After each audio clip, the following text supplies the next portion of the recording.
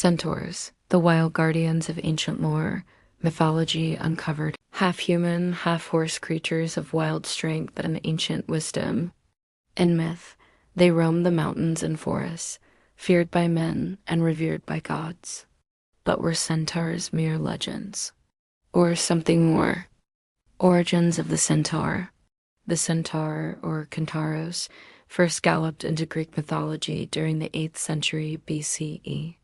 Legend says they were born of Chiron, a man who tried to seduce Hera, queen of the gods. Born from chaos, children of the storm. But centaurs were more than beasts. They symbolized the tension between civilization and savagery, between reason and instinct, untamed, unpredictable, yet sometimes wise.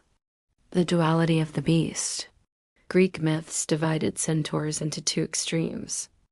Most were wild creatures of drunken rage and carnal desire. They disrupted weddings, battled heroes, and lived without laws. But one stood apart, Chiron.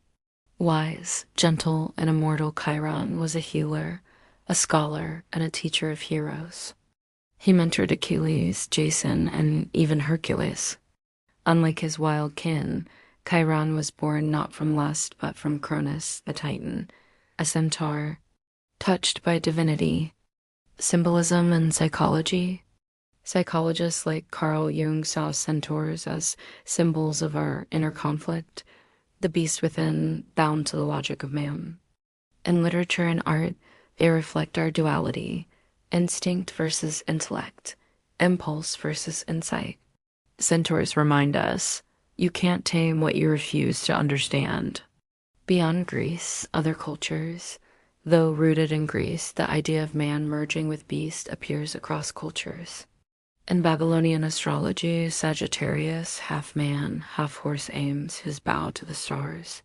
Some scholars believe centaurs may have been inspired by first sightings of nomadic horsemen, like the Scythians, by people unfamiliar with horseback riding. To the untrained eye, a man galloping on a horse might look like one creature. Modern centaurs, from Narnia to Harry Potter, centaurs galloped into modern fantasy with grace and mystery. In Harry Potter, they're forest-dwelling sages who study the stars. In Narnia, noble warriors of honor. Pop culture reimagined them not as monsters, but as mystics. Perhaps reflecting a modern longing to reconnect with our wild wisdom. Could centaurs have existed? Biologically, they're an impossible fusion. But metaphorically, they've always been real.